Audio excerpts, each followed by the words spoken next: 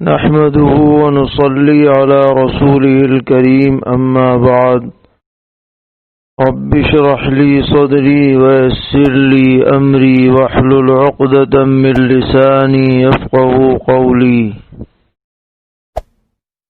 دینی رہنمائی کی 41ویں مجلس میں تمام ہی سامعین کی خدمت میں السلام علیکم ورحمۃ اللہ وبرکاتہ عرض ہے۔ آج کی مجلس کا ایک سوال یہ ہے کہ کسی شخص نے اپنی بیوی سے غصے میں کہا کہ اگر میرا بچہ رویا تو تمہارے ہاتھ میں جو چیز ہے اسے میں پھینک دوں گا، اور اس وقت بیوی اپنے ہاتھ میں قرآن پاک پکڑے ہوئے تھی اور شوہر کو بھی معلوم تھا کہ یہ قرآن پاک ہے، تو سوال یہ ہے کہ شوہر نے معلوم ہونے کے باوجود جو یہ جملہ کہا ہے کہ بچہ رویا تو تمہارے ہاتھ کی چیز پھینک دوں گا، اس کی وجہ سے اس کے ایمان پر حرف آئے گا یا نہیں؟ تو جواب یہ ہے کہ جب اس نے جان بوجھ کر قرآن پاک کے سلسلے میں ایسی گستاخی کی بات کہی ہے کہ میں اسے پھینک دوں گا، یہ بہت ہی سنگین لفظ ہے، لہذا اس پر تجدید ایمان بھی لازم ہے اور تجدید نکاح بھی لازم ہے، اور سچی توبہ کرے، اللہ تبارک و تعالی سے معافی مانگے اور آئندہ اس طرح کی نامناسب حرکت سے مکمل اجتناب کرے۔ یہ عجیب بات ہے کہ غصہ بیوی پر ہے اور اتارنے کا ارادہ ہو رہا ہے قرآن پاک پر۔ کوئی بھی مومن اسے ہرگز گوارا نہیں کر سکتا ہے۔ اللہ تبارک و تعالی ہر مومن کو ہر طرح کی بے ادبی سے پوری طرح محفوظ رکھیں۔ ایک صاحب نے سوال کیا ہے کہ بہت سے لوگ وضو کے بعد آستین کوہنی سے نیچے کیے بغیر ہی نماز کی نیت باندھ لیتے ہیں، اور پھر یا تو اسی حالت میں نماز پوری کر لیتے ہیں اور یا نماز کے دوران آستین کھول لیتے ہیں، تو دونوں صورتوں میں کیا حکم ہے، اس کی وضاحت فرمائیں۔ تو اس بارے میں عرض ہے کہ آستین چڑھائے ہونے کی حالت میں نماز پڑھنا مکروہ تحریمی ہے، حدیث میں بھی اس کی ممانعت آئی ہے، لہذا اس حالت میں تو نماز نہیں پڑھنی چاہیے، بلکہ نیت باندھنے سے پہلے آستین کھول لینی چاہیے، اس کے بعد ہی نیت باندھنی چاہیے، اور اگر اسی حالت میں نماز شروع کر دی تو ایک ہاتھ سے عمل قلیل کے ذریعے آستین کھول سکتے ہیں، ایسا محسوس نہ ہو کہ آدمی نماز میں نہیں ہے، بلکہ ہلکے انداز میں آستین کھول لے تو اس سے نماز پر کوئی فرق نہیں پڑے گا۔ ایک صاحب نے پوچھا ہے کہ کرسی پر بیٹھ کر نماز پڑھنے کی حالت میں سجدہ کرتے وقت ہاتھوں کی انگلیاں سیدھی قبلے کی طرف رہنی چاہیے یا کلائی گھٹنے پر رکھ کر اور انگلیاں موڑ کر بھی سجدہ کیا جا سکتا ہے؟ سجدہ تو دونوں طرح ادا ہو جائے گا، کیونکہ اشارے سے سجدہ کرنا ہوتا ہے کرسی پر بیٹھ کر، لیکن بہتر یہ ہے کہ انگلیاں قبلے کی طرف رہیں تو یہ زیادہ بہتر ہے، کیونکہ یہ سجدے سے زیادہ مشابہت اس میں پائی جائے گی۔ ایک سوال یہ ہے کہ اگر کوئی آدمی 3 جمعے لگاتار چھوڑ دے تو کیا وہ منافق یا کافر ہو جائے گا؟ جواب یہ ہے کہ حدیث شریف میں یہ مضمون وارد ہے کہ جو شخص 3 جمعے میں جمعے کی اذان سننے کے باوجود بلا عذر نماز جمعہ میں شرکت نہ کرے تو اللہ تبارک و تعالی اس کے دل پر مہر لگا دیتے ہیں اور اس کا دل منافق کے دل کی طرح ہو جاتا ہے۔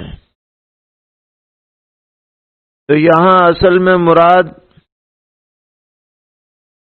عمل کا نفاق ہے، یعنی جمعے کی نماز کو بلا عذر چھوڑ دینا یہ منافقین کا طریقہ ہے۔ لہذا اگر کوئی شخص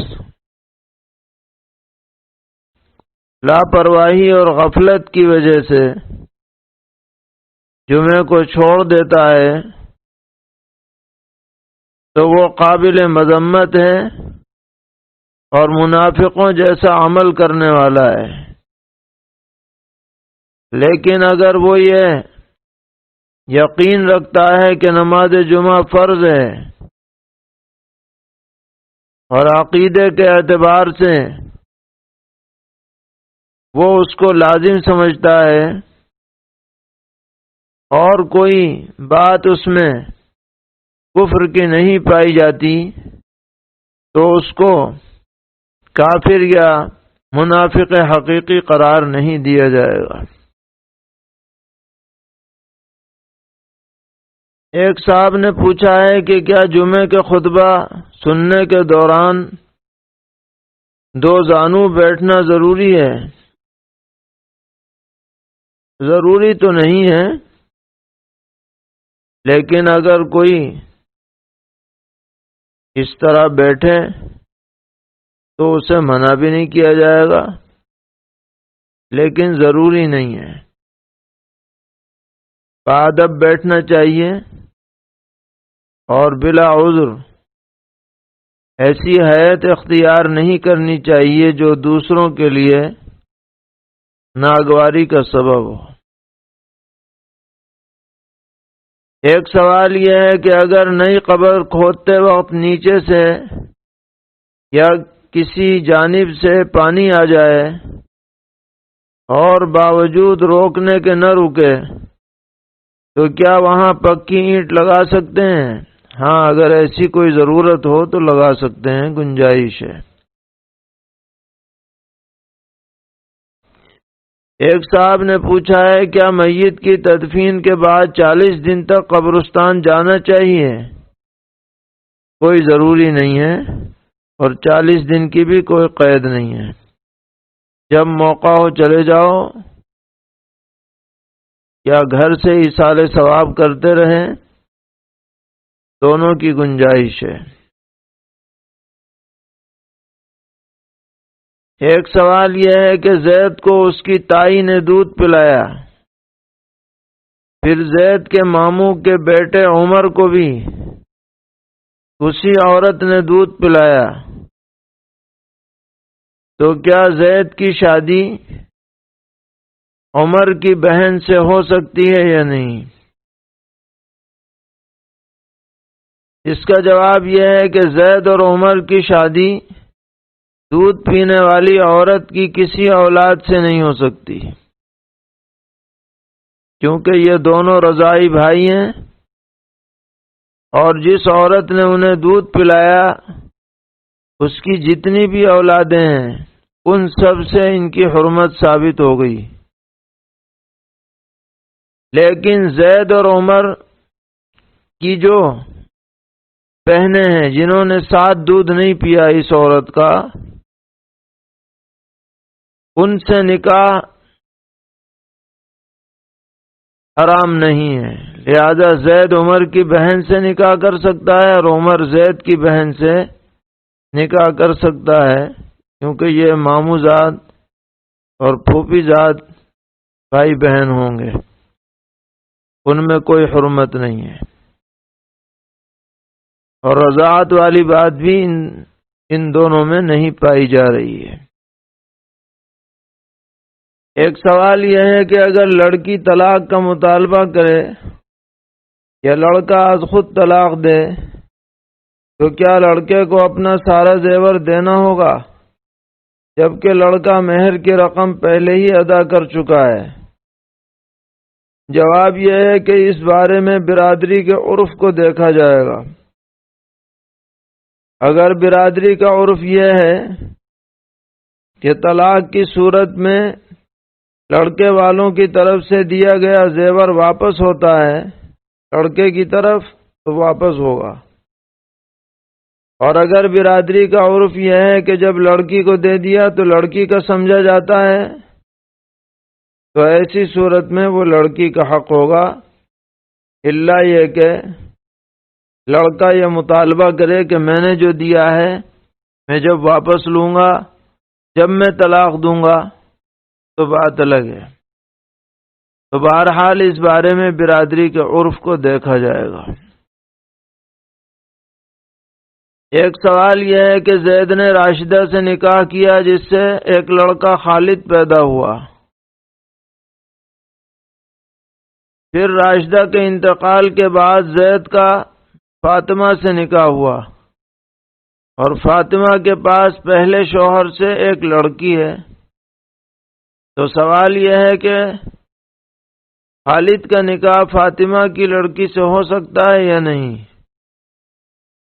جواب یہ ہے کہ یہ نکاح ہو سکتا ہے، اس لیے کہ ان دونوں میں کوئی حرمت کی وجہ نہیں پائی جا رہی ہے۔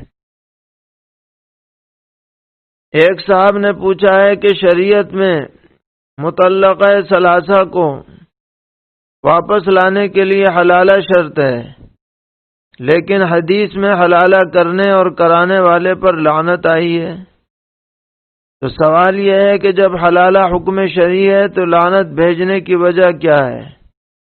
یہ بات ہماری عقل سے باہر ہے۔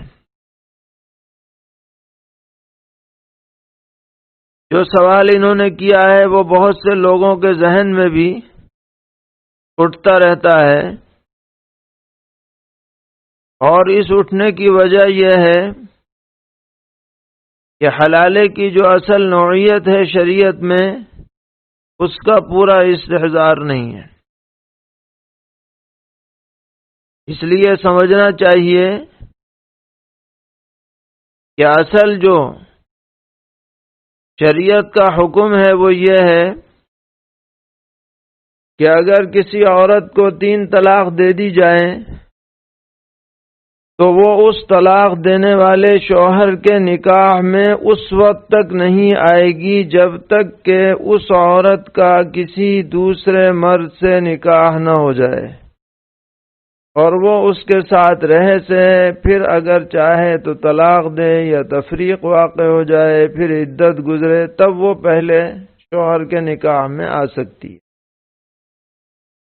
اس کو قرآن پاک میں ارشاد فرمایا گیا فَإِن طَلَّقَهَا فَلَا تَحِلُّ لَهُ حَتَّى تَنْكِحَ زَوْجًا غَيْرَهُ، یعنی اگر کوئی مرد کسی عورت کو تیسری طلاق دے دے تو وہ عورت اس کے لیے اس وقت تک حلال نہ ہوگی جب تک کہ وہ عورت اس شوہر کے علاوہ کسی دوسرے مرد سے نکاح نہ کر لے۔ اب یہ جو نکاح ہوگا دوسرے مرد سے یہ بغیر کسی شرط کے ہوگا، یعنی یہ کوئی شرط نہیں ہے کہ تم رہو سو پھر طلاق دے دو، بلکہ یہ نکاح مطلق ہوگا، جیسے عام نکاح ہوتے ہیں ویسے یہ نکاح ہوگا۔ لہذا اگر کوئی شخص شرط لگا کر کے نکاح کرتا ہے، جس کو حدیث میں محلل یا محلل لہو قرار دیا گیا ہے، تو یہ شرط لگا کر کے نکاح کروانا یہ قابل لعنت عمل ہے، کیونکہ یہ روح نکاح کے خلاف ہے۔ روح نکاح تو یہ ہے کہ یہ رشتہ مسلسل برقرار رہے۔ نکاح اس لیے کیا جائے تاکہ آپس میں ازدواجی تعلق مکمل طور پر برقرار رہے۔ یہ پوری زندگی کی رفاقت ہوتی ہے نکاح کی۔ شریعت میں یہ بات پسند نہیں ہے کہ آج نکاح کرو کل طلاق دے دو، پھر نکاح کرو پھر طلاق دے دو۔ یہ کوئی کھیل اور مذاق نہیں ہے۔ لہذا حلالے کا جو قرآن پاک میں مفہوم ہے وہ یہ ہے کہ بلا شرط نکاح ہو، پھر اگر کسی عارض کی وجہ سے وہ طلاق دے دے یا انتقال ہو جائے، پھر اس کی عدت گزرے، تب وہ پہلے کے نکاح میں آئے گی۔ یہ ایک موہوم بات ہے، ہو بھی سکتا ہے نہیں بھی ہو سکتا۔ اور حدیث میں جو لعنت والی بات فرمائی وہ طے شدہ انداز میں ہے کہ تم اس کے ساتھ رہو اور پھر طلاق دے دو، اسی شرط پہ جو نکاح ہوگا اس نکاح پر لعنت ہے، اور بلا شرط جو ہوگا اس پر لعنت نہیں ہے۔ وہ تو ایک نکاح ہے جیسے اور نکاح ہوتے ہیں، یہ بھی ایک نکاح ہو رہا ہے، تو دونوں کا مفہوم الگ ہے۔ قرآن پاک میں جس نوعیت کا تذکرہ ہے اس کی صورت الگ ہے، اس کی اجازت جیسے اور نکاحوں کی ہے اس کی بھی ہے، اور حدیث میں جس کے اوپر لعنت کی گئی ہے اس کی نوعیت الگ ہے۔ دونوں چیزوں کو اگر ہم سامنے رکھیں گے تو ذہن میں کوئی اشکال نہ ہوگا۔ لہذا جو لوگ اس فرق کو سمجھے بغیر محض لفظ حلالہ کو مذاق کا موضوع قرار دیتے ہیں، وہ گویا کہ قرآن پاک کی توہین کرنے والے ہیں، استہزاء کرنے والے ہیں کہ قرآن پاک سے اس طرح کے نکاح کی اجازت صراحتاً منقول ہے اور لعنت والی شکل ہے، وہ سب کے نزدیک منع ہے، جس کے بارے میں حدیث میں فرمایا گیا تو یہ مشروط نکاح ہے کہ بھئی رہو اور پھر تم طلاق دے دو، پہلے سے یہ بات شرط لگا دی جائے، تو اس کی آپ نے ممانعت فرمائی ہے۔ سوال ہے کہ ایک شوہر نے بیوی سے کہا کہ تم آج سے میری بیوی نہیں ہو۔ بیوی نے کہا کہ سوچ سمجھ کر کہو۔ شوہر نے کہا کہ ہاں ختم کر دیا، تو ختم۔ تو اس صورت میں کون سی طلاق واقع ہوگی؟ جواب یہ ہے کہ اس صورت میں ایک طلاق بائن واقع ہوگی، کیونکہ اس نے جو یہ کہا تھا کہ میری بیوی نہیں ہو، اس میں نیت کی ضرورت تھی، اور جب بیوی نے وضاحت چاہی کہ ہاں ختم کر دیا تو ختم، اس سے پتہ چلا کہ اس نے رشتہ نکاح ختم کر دیا ہے، تو جو نیت تھی اس کی وضاحت ہو گئی، لہذا ایک طلاق بائن واقع ہوئی۔ اب اگر دونوں ساتھ رہنا چاہتے ہیں تو نیا نکاح کر کے رہ سکتے ہیں۔ ایک سوال ہے کہ ایک شخص کی بیوی اپنے میکے گئی ہوئی تھی، اسی دوران اس نے اپنے دوست سے فون پر کہا، یعنی اس شخص نے، کہ بیوی سے کہہ دو کہ وہ میرے نکاح میں نہیں ہے، میرے گھر پر نہ آئے۔ اس کے بعد وہ دونوں پھر ساتھ رہنے لگے، تو اس جملے سے طلاق پڑی ہے یا نہیں؟ جواب یہ ہے کہ اگر اس نے طلاق کی نیت سے یہ کہا تھا کہ وہ میرے نکاح میں نہیں ہے تو ایک طلاق بائن پڑ گئی تھی۔ اب بغیر تجدید نکاح کے ان کا ساتھ رہنا درست نہیں، لہذا انہیں چاہیے کہ استرنو نکاح کر لیں 2 گواہوں کے سامنے، اس کے بعد ساتھ رہیں۔ قربانی کے متعلق ایک سوال ہے کہ اگر کوئی شخص اپنے واجب قربانی کے گوشت سے اپنے مرحومین کو ایصال ثواب کرنے کے لیے فقراء کو کھانا کھلائے تو کیسا ہے؟ جواب یہ ہے کہ درست ہے، اس میں کوئی حرج نہیں۔ قربانی کی کھال کے بارے میں ایک سوال ہے کہ ہم نے اپنی کھال ایک شخص کو دی تو کیا وہ اسے فروخت کر کے قیمت اپنے استعمال میں لا سکتا ہے؟ جواب یہ ہے کہ اگر ہم کسی کو مالک بنا دیں کھال کا، چاہے وہ کوئی بھی ہو، رشتہ دار ہو یا غیر ہو، تو وہ اسے چاہے بعینی ہی استعمال کرے اور چاہے فروخت کر کے اس کی قیمت استعمال کرے، اس میں کوئی حرج نہیں۔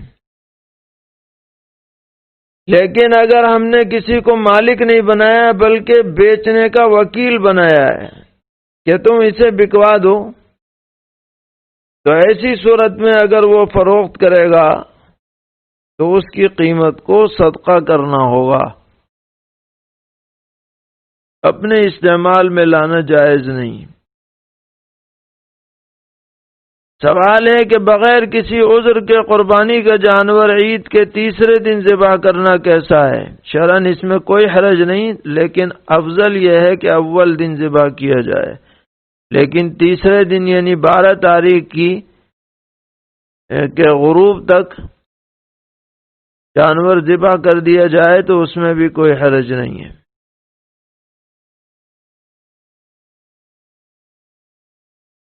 ایک صاحب نے پوچھا ہے کہ ہمارے ہاں ایک خطیب صاحب نے عشرہ ذی الحجہ کے فضائل بیان کرتے ہوئے یہ کہا کہ اس عشرے کی راتیں اور اس کے دن رمضان المبارک سے بھی افضل ہیں، تو ان کی یہ بات کہاں تک درست ہے؟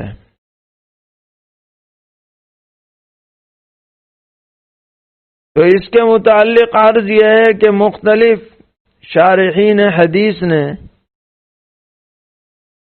عشرہ ذی الحجہ کی فضیلت کے بارے میں بحث کرتے ہوئے خلاصے کے طور پر یہ لکھا ہے کہ عشرہ ذی الحجہ کے دن رمضان کے دنوں سے افضل ہیں، کیونکہ ان دنوں میں یوم عرفہ آتا ہے جو تمام سال کے دنوں میں سب سے افضل دن ہے۔ اس دن کے روزے کا ثواب 2 سال کے روزے کے برابر ہے، ایک گزشتہ سال اور ایک اگلا سال۔ لہذا عشرہ ذی الحجہ یعنی یکم ذی الحجہ سے لے کر 10 ذی الحجہ تک کے جو دن ہیں ان کی اہمیت رمضان کے دنوں سے بھی زیادہ ہے عبادت کے اعتبار سے، اور راتوں کے اعتبار سے رمضان کی راتوں کو فضیلت زیادہ ہے، اس لیے کہ رمضان کی راتوں میں شب قدر آتی ہے جو تمام راتوں سے افضل ہے، 1000 مہینے کی عبادت سے افضل ہے جس کا اندازہ 83 سال کی مدت سے لگایا گیا ہے۔ لہذا یہ تفصیل خلاصے کے طور پر شارحین نے اس بارے میں فرمائی ہے۔ ایک صاحب نے پوچھا ہے کہ تکبیر تشریق 13 ذی الحجہ کی عصر تک کیوں ہے، حالانکہ قربانی 12 تاریخ تک ختم ہو جاتی ہے؟ جواب یہ ہے کہ تکبیر تشریق کا تعلق مناسک حج کے وقت سے ہے، اور حج کے مناسک کا باقاعدہ آغاز 9 تاریخ سے یوم عرفہ سے ہوتا ہے، اور آخری وقت ارکان اور مناسک حج کا 13 ذی الحجہ ہے۔ اس لیے تکبیرات تشریق ان ایام میں پڑھی جاتی ہیں، 9 تاریخ ذی الحجہ کی فجر سے لے کر اور 13 ذی الحجہ کی عصر تک، اور مغرب کے بعد چونکہ وقت ختم ہو جاتا ہے اس لیے مغرب میں نہیں ہے۔ خلاصہ یہ کہ تکبیر تشریق کا تعلق قربانی کے وقت سے نہیں ہے بلکہ حج کے وقت سے ہے، اس لیے 9 سے شروع ہوتی ہے اور 13 پر ختم ہوتی ہے۔ سوال ہے کہ میرے ایک رشتہ دار کپڑے کا کام کرتے ہیں، ان سے ایک شخص نے میرے واسطے سے ایک سوٹ خریدا جس کی قیمت انہوں نے مجھے 900 روپے بتائی، اور میں نے خریدار کو 1000 روپے بتا دی، تو کیا 100 روپے کا منافع خریدار سے لینا میرے لیے جائز ہے یا نہیں؟ جواب یہ ہے کہ جس خریدار نے آپ سے بات کی ہے اس کی 2 صورتیں ہو سکتی ہیں۔ ایک تو یہ ہے کہ وہ یہ چاہتا ہے کہ آپ وکیل بن کر مذکورہ دکان سے ان کے لیے کپڑے یا کپڑا خرید دیں، تو گویا آپ بیچنے والے نہیں ہیں، یہ اسے بھی پتا ہے، آپ صرف بیچ کا واسطہ ہیں۔ تو ایسی صورت میں آپ یہ منافع اس کے علم میں لائے بغیر نہیں لے سکتے، کیونکہ وکیل امین ہوتا ہے۔ اور دوسری صورت یہ ہے کہ اس خریدار نے یہ کہا کہ مجھے یہ کپڑا چاہیے اور آپ میرے ہاتھ فروخت کر دیں، کہیں سے بھی لا کر کے کریں، گویا آپ بائیں ہیں اور وہ مشتری ہے۔ تو اب اگر آپ کہیں سے خرید کر کے منافع کے ساتھ اسے فروخت کریں گے تو اس میں شرعاً حرج نہیں ہوگا، اس لیے دونوں میں سے کیا شکل ہے یہ آپ دیکھ لیں اور اسی اعتبار سے جو حکم ہے اس پر عمل کریں۔ ایک صاحب نے پوچھا ہے کہ ایک ٹیچر بچوں کو ٹیوشن پڑھاتے ہیں اور وہ ایک بچے سے سال بھر کی فیس اگر کوئی ایک مشت دے تو 2000 لیتے ہیں، اور اگر قسط وار دیں تو ان سے 2500 روپے لیتے ہیں، تو کیا اس طرح ٹیوشن فیس لینا جائز ہے؟ جی ہاں، اگر ایک مجلس میں ہی یہ بات طے ہو جائے کہ ہم 2000 دیں گے یا 2500 دیں گے تو اس طریقے پر فیس مقرر کرنے میں کوئی حرج نہیں ہے، شرعاً درست ہے۔ اسی ضمن میں ایک اور سوال ہے کہ ایک پین کی قیمت 20 روپے ہے اور دکاندار سے نقد لیا جائے تو 20 روپے میں ملتا ہے، اور اگر ادھار لیا جائے تو 25 روپے میں، تو اس میں بھی یہی تفصیل ہے کہ اگر مجلس عقد میں نقد یا ادھار کی بات طے ہو جائے کہ ہم نقد لیں گے یا ادھار اور کوئی جہالت نہ رہے تو یہ معاملہ درست رہے گا۔ فقہا نے لکھا ہے کہ ادھار کی وجہ سے قیمت میں اضافہ کیا جا سکتا ہے بشرطے کہ مجلس عقد میں تعیین ہو جائے۔ ایک صاحب نے پوچھا ہے کہ ایک دکان ہے جس میں مشین وغیرہ کی مرمت کا کام ہوتا ہے، لیکن بہت سے لوگ اپنی مشین چھوڑ جاتے ہیں اور کافی دنوں تک واپس لینے نہیں آتے، تو سوال یہ ہے کہ دکاندار اس مشین کو فروخت کر کے اپنی اجرت وصول کر سکتا ہے یا نہیں؟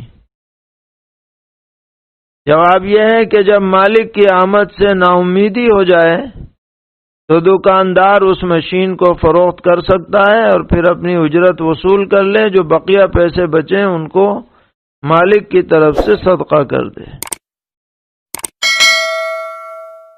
ایک صاحب نے پوچھا ہے کہ شارک اور وھیل مچھلی کا کیا حکم ہے، ان کا کھانا حلال ہے یا نہیں؟ جواب یہ ہے کہ حلال ہے۔ یہ سب مچھلی کی اقسام ہیں، چھوٹی بڑی مچھلیاں اللہ تعالیٰ نے بے شمار مخلوق سمندروں میں پیدا کی ہے، تو جو بھی مچھلی کے قسم کے جانور ہیں وہ سب حلال ہیں۔ ایک صاحب نے پوچھا ہے کہ اگر بچپن میں کسی سے لاشعوری کی حالت میں چوری ہو گئی اور بالغ ہونے کے بعد اسے واپسی کا احساس ہوا تو بچپن میں مسروقہ مال کی واپسی کی کیا شکل ہے؟ جواب یہ ہے کہ اگر مالک کا علم ہے تو اتنی رقم اسے کسی بھی طرح لوٹائی جائے، اور اگر علم نہیں ہے تو اتنی رقم مالک کی طرف سے صدقہ کر دی جائے۔ ایک صاحب پوچھتے ہیں کہ ایک شخص گاڑی پر سوار تھا، غلطی سے اس نے پیدل چلنے والے کو ٹکر مار دی، جس کی وجہ سے پیدل چلنے والے کا ہاتھ ٹوٹ گیا۔ اب وہ اپنے علاج معالجے کے لیے گاڑی والے سے خرچہ لینا چاہتا ہے، تو اس کی شرعاً اجازت ہے یا نہیں؟ جی ہاں، بالکل اجازت ہے۔ عام طور پر غلطی گاڑی چلانے والے کی ہوتی ہے، اس کو سنبھال کے چلانا چاہیے، ایسا نہ ہو کہ کوئی سامنے آ جائے۔ اس لیے اگر اس کی غلطی ہو تو اس سے مطالبہ کیا جا سکتا ہے۔ ایک صاحب نے پوچھا ہے کہ لاک ڈاؤن کی وجہ سے بعض مدارس کے اساتذہ تدریسی مشغولیت نہ ہونے کی بنا پر کاروبار میں لگ گئے ہیں، تو معلوم یہ کرنا ہے کہ حالات سازگار ہونے پر ان کو معمولی تنخواہ پر اکتفا کرتے ہوئے درس و تدریس میں مشغول ہونا چاہیے، یا مدرسے کو چھوڑ کر اپنا کاروبار کرتے رہیں۔ اگر کسی شخص کے لیے آسانی ہو کہ وہ دونوں صورتیں اختیار کر سکتا ہو کہ کاروبار بھی چلتا رہے اور تدریسی خدمت بھی انجام دی جاتی رہے بغیر کسی رکاوٹ کے، تو یہ سب سے بہتر بات ہے، بشرطے کہ کاروبار میں ایسی مشغولیت نہ ہو کہ وہ اس کی علمی ترقی میں رکاوٹ اور حارج بن جائے۔ اور اگر کوئی شخص عزیمت کا راستہ اختیار کرے اور حالات درست ہونے پر مدرسے میں آ کر صبر اور تحمل کے ساتھ مدرسے کی آمدنی پر اکتفا کرے، تو اس کے بہتر ہونے میں کیا شبہ ہو سکتا ہے؟ خلاصہ یہ ہے کہ علمی مصروفیات سے آدمی کو پہلو تہی نہیں کرنی چاہیے۔ کاروبار میں ایسا نہ لگے کہ علمی مشغلہ ختم ہو جائے۔ ایک صاحب نے پوچھا ہے کہ آبکاری محکمے میں ملازمت کرنا مسلمان کے لیے درست ہے یا نہیں؟ آبکاری کا مطلب شراب کا محکمہ۔ جواب یہ ہے کہ مسلمان کو ہرگز ایسے محکمے میں ملازمت نہیں کرنی چاہیے۔ کسی بھی مسلمان کو یہ زیب نہیں دیتا کہ وہ شراب والے محکمے میں اپنی خدمات پیش کرے۔ ایک صاحب پوچھتے ہیں کہ کیا کوئی شخص بال کٹوانے کی دکان پر بلیچنگ کرا سکتا ہے، یعنی کریم وغیرہ سے انسان کا اصلی کلر کچھ دیر کے لیے چھپ جاتا ہے، پھر بعد میں اس کا اثر ختم ہو جاتا ہے، تو کیا ایسا کرانا جائز ہے؟ اس کے جواب میں یاد رکھنا چاہیے کہ اس طرح کے تکلفات زیب و زینت میں شریعت میں ممنوع ہے۔ جناب رسول اللہ صلی اللہ تعالی علیہ وسلم نے روزانہ تیل کنگھی کا اہتمام کرنے سے بھی منع فرمایا ہے کہ آدمی ہر وقت بس کنگھی ہاتھ میں اٹھائے رہے اور بال سنوارتا رہے اور شیشے کے سامنے کھڑا رہے. یہ کوئی اچھی اور پسندیدہ بات نہیں ہے.